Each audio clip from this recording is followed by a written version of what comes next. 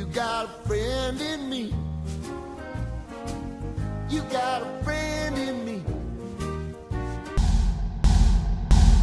Die, you racist crap bag! You're not my friend anymore!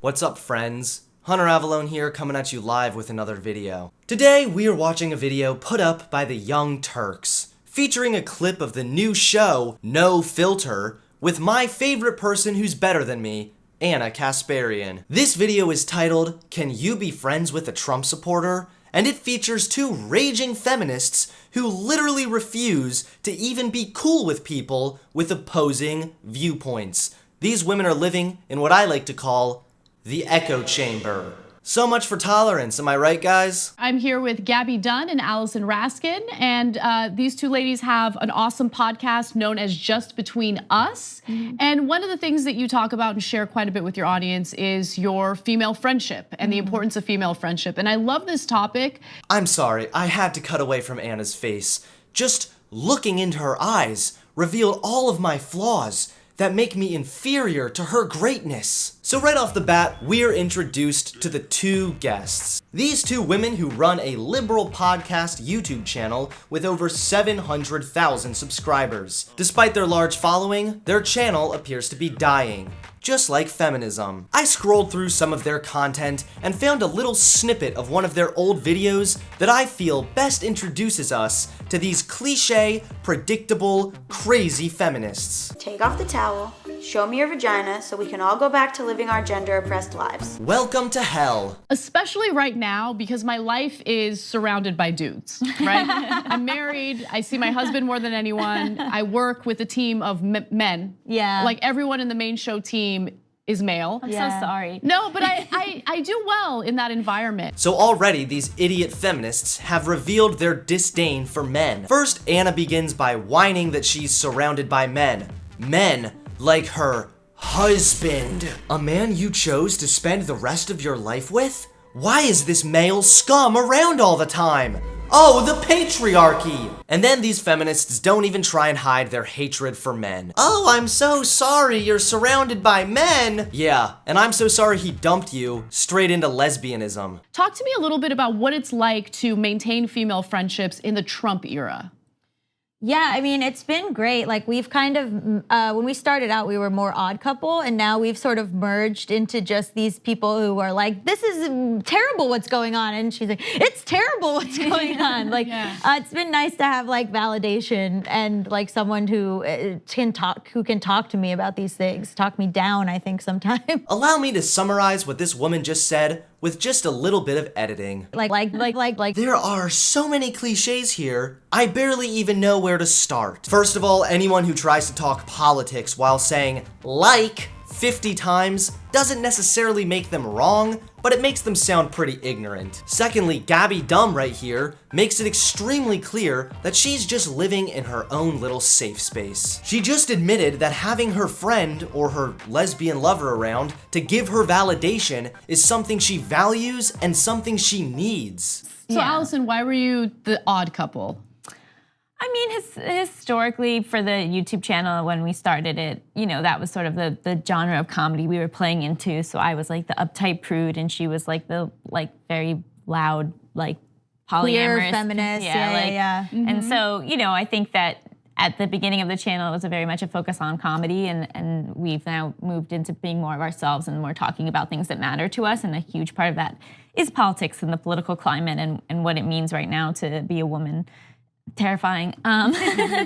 Well, this explains why their sub growth is as red as a MAGA hat. They began their channel doing silly little skits, but as Allison over here just explained, they quickly transitioned their content into this boring podcast format for a chance to bash Trump. That, and Allison appears to love playing victim as she talks about how terrifying it is to be a woman. What exactly is so terrifying about being a woman? The saucepans being put in the wrong cabinet? But I also feel like the fact that we, you know, if you look at our podcast reviews, it's like 70% 5-star and then 30% 1-star from people who are just so mad that we hate Republicans. Yeah. At least they hide their hatred for Republicans as well as they hide their armpit hair. That was a huge thing. That was a huge thing. Yeah. It was And our first episode. We came in hot. We with came it. in hot. I think within 3 minutes, I said, if you're a Republican, get out of here. Yeah. Was your dad a Republican?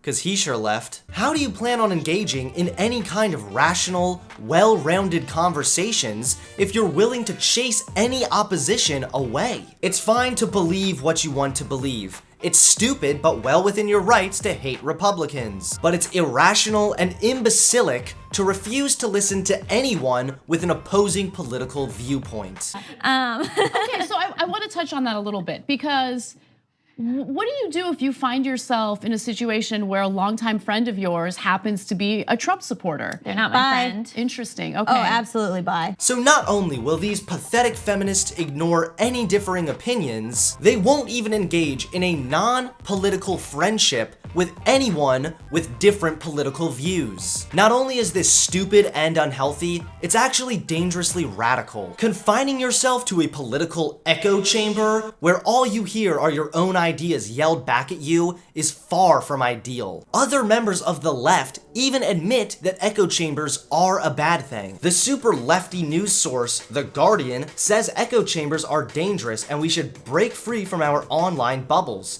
Even more so, according to Wired, echo chambers are ruining our democracy. Here's a Hillary Clinton supporter who also agrees that echo chambers are bad. I'm convinced that Clinton was the better option, but I haven't seen enough content on my Facebook feed that seriously challenged my beliefs. I often find myself going out of my way to read sites like Fox News, which never appeared on my newsfeed, even though it gets more than 65 million monthly visits and millions of social shares. So before you accuse Donald Trump of polarizing this country, take a good long look at yourself in the mirror. If even other liberals are able to admit that echo chambers are dangerous, that makes you a radical. I don't see how I would have ever become friends with them. I think it's probably more common with a family member, but to me, the relationship is no longer the same. There are some family members who I minimize contact with because the conversations get so hateful and uncomfortable and I have to say, it's a bit ironic that Anna is talking about her Trump-supporting relatives being hateful while she hangs out with these feminists who admit to hating Republicans. Their words, not mine. But at the very least, Anna admits to distancing herself from her relatives because their language makes her uncomfortable. Obviously, I'm not saying these feminists have to be friends with anyone.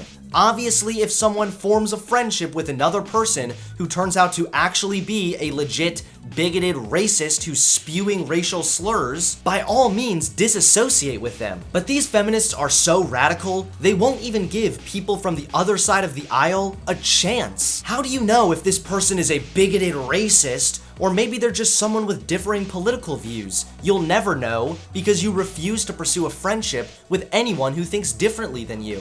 But then at the same time, I think about how polarized everything is and how we're so divided. Is there any way to still try to reach across the aisle and speak to the other side and kind of understand their perspective?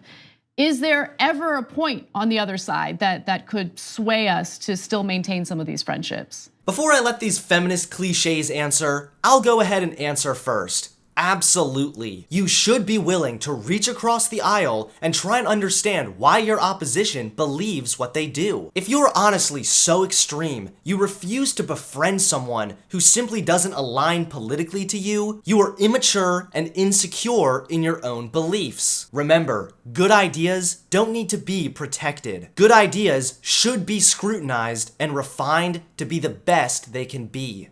I don't know, because you're really showing what you value. I mean, Right. even if you're a Republican for fiscal reasons, taxes, whatever, you're showing that you're okay with child separation. You're okay with restricting women's reproductive rights or people with uteruses reproductive rights. You're okay with racism. Like, It's so incredibly wrong of you to assume that everyone supports Trump because they're in support of separating children, restricting women's rights, and racism. Honestly, it's a really good thing there aren't laws against stupidity, because if there were, you'd both be getting the electric chair. Every president has flaws, and these negative, horrible things you conflate with Trump supporters actually come down to the angle you're viewing it from. First of all, when it comes to child separation, children were already separated at the border under Obama. What happened was Trump inherited this policy that was already on the books and ramped up federal enforcement. The main difference between Trump and Obama, experts have said, centers on how they handled immigrants caught near the US-Mexico border.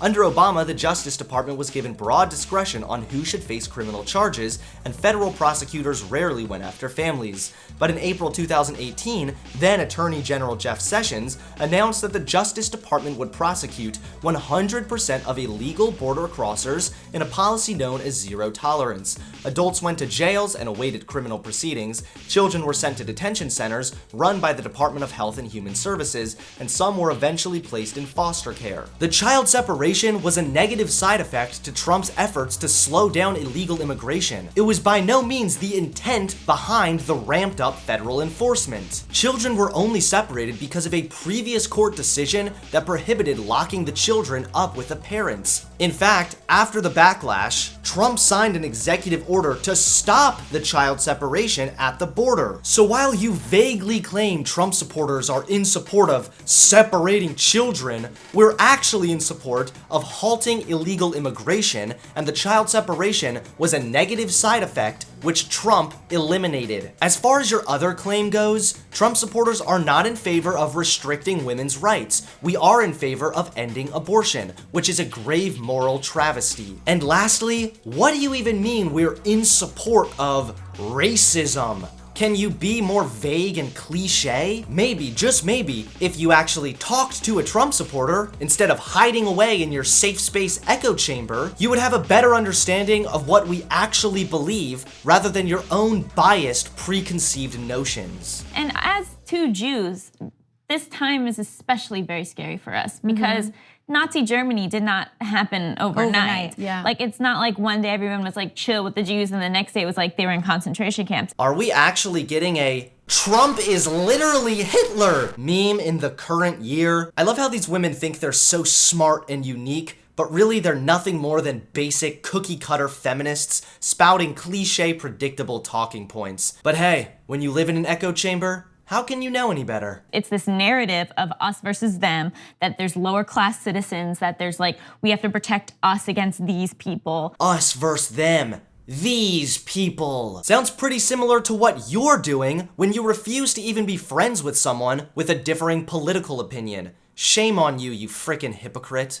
And if you don't become vocal now, it's gonna be too late. And anyone who like won't acknowledge that is either lying to themselves or just someone I can't connect to. And we were talking about, even if it's someone who's like, oh, I just don't pay attention to politics, at this particular time, that says something about you too that makes me not want to be friends with you. You voted for Trump? Get out of here, Ross! You're not my friend! You don't care about politics, stay relatively neutral, and aren't a man-hating, raging feminist? Get out of here, Chandler! You're not my friend anymore! What are we in preschool? I mean, we'll probably get a ton of hate from what we just said, and then we'll get to text each other going, but we were right?